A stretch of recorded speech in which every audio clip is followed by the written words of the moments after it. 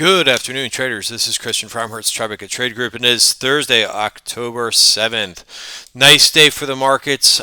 We will get to all of that. First things first, risk disclaimer, everything that we're going through here is for information purposes only, not giving out any advice or recommendations. This video is for education purposes only. Also, if the video is a little bit blurry, just give it a little bit more time because YouTube takes a while to render these high definition version of these videos. So, performance for the day. SPY up close to 1% for the day.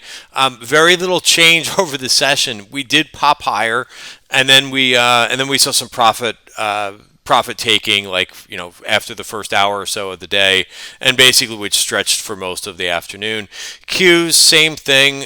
They did finish up 90 basis points. Again, it's kind of tough to complain with that, although it just wasn't the best. If you were looking to do a lot of day trading today, maybe some fading of some things were a little bit better.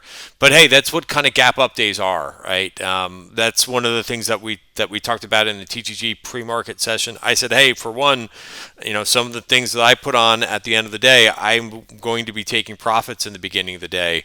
And then you did have a chance to, it was kind of two different days. You had a chance to go ahead and play some things for the first hour, but you had to be kind of quick to say, okay, quick and not greedy to say, hey, I'm going to take some of those things off. Small caps, they actually fared the best. They gave back some profits too.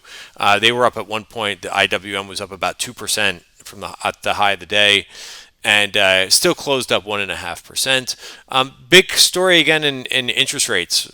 They did kind of continue to move up. Bonds went lower throughout the session, and rates went higher. That could have impacted some of the profit taking, maybe in tech. Also, keep in mind we have a jobs report tomorrow too. So, people like to, for whatever reason, people get scared when there's a big data point, or maybe not scared is the right word, but they worry about a big report that comes out. Here's what the numbers are if you want to see what that looks like. They are expecting, I think, so you have to kind of come down to here. This is today's data. They're expecting about 500,000 for non-farm payrolls. They're expecting 450 for private payrolls. I think that number comes in much higher. I'm going to go out on a limb, not the fact that I don't have any money on, I'm not trading the payrolls, but it's kind of interesting to look at. I think the number comes in around 750. I'm going to go higher, and we'll see how the market responds. But again, the important thing is, what's the market's implication? Well, I think that you want to have, in my opinion, I want to see good economic data. I want to know that the economy is strong, but you don't want super hot, right? So it's like you got to find the sweet spot of good data, but not sizzling hot data. And the reason for that is because you got to in the back of your mind, any data point that comes out, you have to think about what the Fed is going to do, right? The better and the faster the economy is recovering, the more ammo they have to make their case for tapering and raising interest rates somewhere down the line next year. All right, so that's the implications of that, and going back to what I just said is that's why some people worry about these reports. What is the Fed going to do, or what are they thinking? And yeah, so that's the implications of that. But yeah, I'm going to guess that the report is higher. I work in New York City, and not that this is straight up jobs, but I've just noticed that there is a lot more foot traffic. There's a lot more traffic too, right, in New York City. So it's changed a bit. I never really worked from home too much, other than a couple weeks back in April of last year, April of 2020, and then I started going back in as soon as they let me do it, which. And I didn't mind it too much because there was very little traffic on the road and not that many people walking around in New York City, which I like it when it's quiet in New York City. But that's changed quite a bit now, and I see a lot more people. Is it back to exactly how it was pre pandemic? It's hard to say. Maybe a hair less from what I normally see. Keep in mind I'm in front of the screens all day long too. So, all right. So let's get on to more of the market. So so there was some sectors that kind of flipped for the day. Right when I looked at this, and we sent out a midday video too, and we kind of just looked to see where the market was. And yeah, energy stocks which took the day off yesterday were kind of weak, and we were saying that they kind of needed a little bit of a break. Well, they powered back today, and crude was. We'll start with crude, and then we'll talk about. Then we'll go back into the S&P. But you could see, we started the day lower, and you got a really nice hammer there, floating hammer bar kind of. I guess that you could call it a floating hammer bar. But we're strong, and like I said the other day, I think that we get up to 81.90 here in crude, which will be good for the should be good for the energy stocks. All right, so that's the story, and OIH, which has kind of been a little bit of a laggard. When you look at the three ETFs, right, I look at XLE, XOP, and OIH. This actually outperformed the best. And OIH and most of these energy stocks, we could go over a handful, but it's pretty nice to kind of a little bit of a test back to this level. But overall, the trend is definitely intact with all these. I put on a little position of BP today. I saw a little bit of calls go up in this one, and I just looked at the chart and I said, it looks pretty decent. But of course, you could, if you want to play the ETFs rather than pick the individual names, they're going to kind of work the same way, especially for the equally weighted one, which is XOP. Also, the MLPs have been looking better and better, right? So this is AMLP. This also saw some call activity for the day, but you're not getting this at a super high price, right? It came up to 35, back checked top of value and moved back above. All right, so that's a couple things, but overall, it's very easy. I think if you want to get involved in this, I think the XOP ETF is a great way to do it. Or if you want MLPs, AMLP is not a bad way to do it. So where does this leave us in terms of? I kind of skipped over the S&P, which we normally start with. We are back inside value, right? That was one of the big questions after a bunch of consolidation, because sometimes these things end up being a bear flag, right? You consolidate and you go lower. But this worked out, and we are now inside value. We're now back above. Remember, earlier in the week I talked about the short-term moving averages. How if you're below those short-term moving averages, you're in a short-term downtrend. Well, we've taken back the 5 and we've taken back the 20. We're going to have to contend with this 50-day moving average. We almost got up there. So that doesn't have to be retaken right away, but we would definitely like to see the 50-day moving average. For now, 4354 is going to be the level to watch for support. And if we start to kind of creep back below that, again, it's going to be probably a little bit more defensive for me. But for now, I think baby steps, and that was pretty good.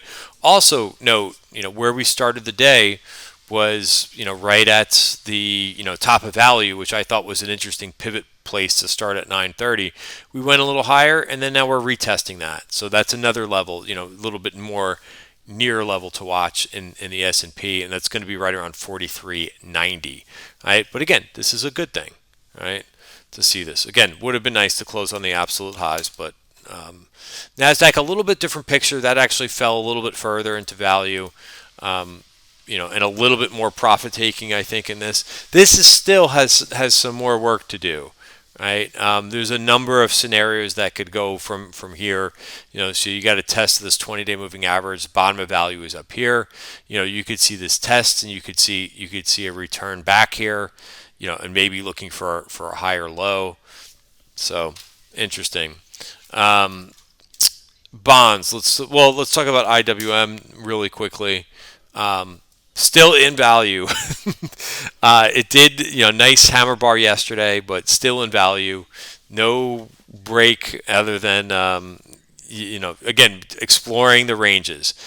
Seems to be making 1, 2, 3, 4. These are all higher lows. So we're moving in the right direction. We do have lower highs, but this thing is starting to come to a point. So very soon, I don't want to say very soon because I don't like to make predictions, but I think we're getting very close to a decision based on how this is higher lows and lower highs, and we're basically coming to a point here. So let's hope that we get a break soon, and if you're bullish, a break higher. Bonds, I mentioned I would mention this chart. We spent some time going over this, and now we kind of have to look to what could be going on here, and maybe a return back to this 157 level in the 30-year bond futures. I made it. We've not taken out this. But remember, just earlier in the week, we bounced very nicely off of this virgin point of control. We did this here too, to a lesser extent. We bounced off of this and then returned back. So watch this week's lows for the bonds, right? And what's kind of a little bit frustrating is I saw this move midday, and I said, hey, let me position a little bit into into a bank or two, and it didn't really work out. A couple names, and this one's in our TTG trend portfolio, but SIVB did break out of the this bull flag, but not convincing. It touched the new high, but didn't make a closing high. The name that I was trying for was Zion. It just didn't do much, and I just decided to take it off. It just wasn't convincing me. Right? I always try when I'm taking new positions or when I've got positions on. Instead of you, which I see this on Twitter all the time, people convincing people to go into stocks, let the stock convince you. Let it sell you on why it's so great. So it wasn't just selling. It wasn't selling me to stay in the name. Again, your money is a scarce thing, right? You only have so much of it, no matter how big or how small your wallet is, right? It's scarce, right? And these companies, I kind of think of it, put the perspective of the fact that we have so many different choices on where we're going to put our money and where we're going to invest, what names we're going to trade.